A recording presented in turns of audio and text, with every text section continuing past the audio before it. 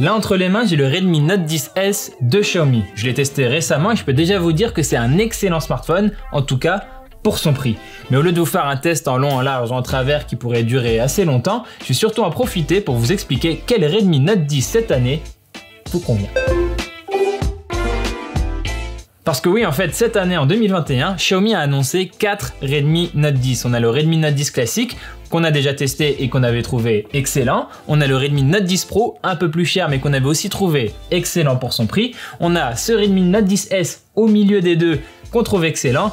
Et on a un Redmi Note 10 5G et j'y reviendrai en fin de vidéo. Mais avant d'aller plus loin, je vais quand même m'attarder un petit peu sur ce Redmi Note 10S. Et d'ailleurs, voici la fiche technique. Hop, vous l'avez pas vu? Allez, je la mets un petit peu plus longtemps. N'hésitez pas à mettre pause pour la lire tranquillement. Et en attendant, profitez-en pour lâcher un commentaire, mettre un pouce bleu, vous abonner à la chaîne YouTube de Frandroid si c'est pas déjà fait. En tout cas, moi, je suis là, je vous attends. Si vous mettez pause, je peux le simuler aussi. Non, en fait, c'est long. Pour résumer, dans les grandes lignes, le Redmi Note 10S, pour un smartphone qui coûte environ 200 €, en fait, ça dépend de la capacité de stockage que vous allez choisir, et bien en fait, c'est un smartphone qui propose une expérience vraiment très complète et équilibrée. Déjà, on a un beau design avec un smartphone qui pèse moins de 180 grammes et qui est bien fini, il est même plutôt beau. Bon, on a des traces de doigts, mais quand même, les finitions sont là, elles sont au rendez-vous, et j'en veux pour preuve que sur un Galaxy A22, vendu à peu près au même prix, mon doigt s'enfonce au dos, parce qu'entre le dos en plastique et la batterie, il y a un espace qui n'a pas été comblé et ça se sent. Sous mon doigt, mon doigt s'enfonce quoi, c'est pas agréable. Donc voilà, un design bien fini, bien soigné, aux alentours de 200 €, c'est pas un acquis. On a aussi un bel écran OLED 6,43 pouces et c'est pas de l'OLED un petit peu de pacotille, c'est vraiment du bel OLED bien calibré au niveau des couleurs, une belle luminosité maximale et un contraste excellent. Pour l'expérience logicielle, comme d'habitude, on est ici sur MIUI, c'est l'interface maison de Xiaomi et comme d'habitude, il y a plein de personnalisations qui sont possibles. Et aussi, on a notamment le centre de contrôle, le nouveau centre de contrôle de Xiaomi qui va vous permettre d'afficher vos paramètres rapides d'une manière un petit peu différente et par extension aussi vos notifications. Pour les performances, on a ici une puce Helio G95, c'est une puce de Mediatek qui se montre plutôt efficace. Par exemple sur Fortnite, j'ai pu faire tourner le jeu avec des graphismes en qualité élevée et ça franchement, c'est pas courant sur des smartphones aussi peu chers. Alors, on va pas se mentir, avec cette configuration là, j'ai eu quand même pas mal de bugs. En fait, pour la meilleure expérience, moi je vous conseille plutôt de descendre en qualité moyen pour les graphismes.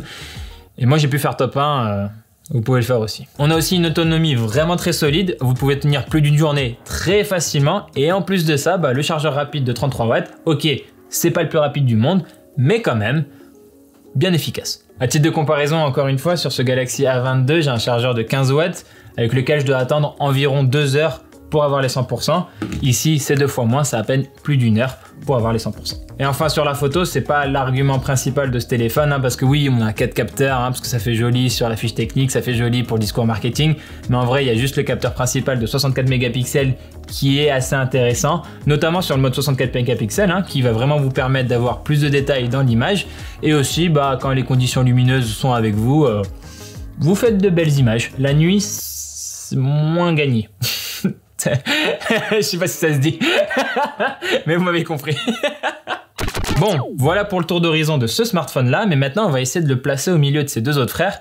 Encore une fois, le Redmi Note 10 5G, on en parle plus tard. Mais voilà, on va essayer de comparer Redmi Note 10, Redmi Note 10S et Redmi Note 10 Pro pour voir lequel vous correspond. Profil numéro 1, vous avez un budget bien serré, 200 € grand maximum et vous voulez un smartphone plutôt complet, beau design, bel écran OLED, interface agréable, bonne performance et aussi grosse autonomie. Et ben là, le Xiaomi Redmi Note 10 classique, il s'adresse à vous à 199 €, il fait vraiment bien le taf. Mais alors pourquoi on pourrait craquer pour le Redmi Note 10S qui est un petit peu plus cher et qui ressemble beaucoup à ce Redmi Note 10? En fait, entre ces deux smartphones, il y a 3 différences à retenir. On a un capteur 64 mégapixels sur le Redmi Note 10S au lieu de 48 mégapixels sur le Note 10 classique. On a de meilleures performances avec une meilleure puce, mais en vrai, et surtout, on a du NFC. Et en fait, elle est vraiment là la différence entre ces deux modèles parce qu'on peut faire beaucoup de choses avec le NFC. On avait fait une vidéo d'ailleurs à ce sujet pour vous montrer plusieurs exemples. Mais ce qu'on retient surtout, c'est que le NFC, ça permet le paiement mobile, Google Pay, tout ça.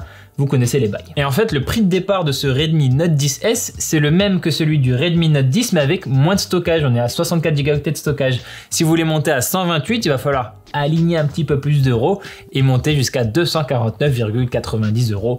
250 € quoi. Et enfin, troisième profil, et là vous voulez le meilleur du meilleur, mais sans dépenser des 1000 et des 100, on reste quand même sur de l'entrée milieu de gamme.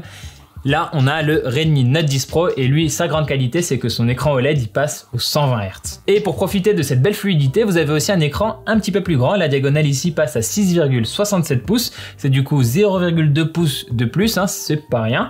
Et du coup, ça signifie un meilleur confort sur vos jeux et vos séries. L'autre changement important du Redmi Note 10 Pro, c'est que le capteur photo principal à l'arrière, il passe à 108 mégapixels. Donc voilà, parler de ce Redmi Note 10S, c'est aussi un petit peu l'occasion de dresser le paysage de cette gamme Redmi Note 10 en 2021 et je vous l'avais promis, on peut parler très rapidement du Redmi Note 10 5G. Vous vous demandez peut-être pourquoi j'ai pas envie de m'attarder sur ce modèle-là, et bien tout simplement parce qu'il nous a pas convaincus. Ça reste un bon smartphone, mais globalement, il fait un peu trop de sacrifices sur la qualité intrinsèque du téléphone juste pour avoir de la 5G. Le problème, c'est que dans cette gamme aux alentours de 200 à 300 €, je pense vraiment que les gens cherchent avant tout d'avoir un smartphone qui est bon sur plusieurs domaines avant d'aller chercher la 5G. Pour le moment, en France, et je parle bien de l'année 2021, pour avoir et de la 5G et un bon smartphone, il faut a priori mettre plus de 300 € dans le produit. En dessous, il y a encore beaucoup trop de sacrifices qui sont faits. Vous me direz dans les commentaires si vous n'êtes pas d'accord avec moi, mais aujourd'hui, je pense que les gens qui mettent entre 200 et 300 € dans un smartphone, la 5G, c'est pas leur priorité absolue.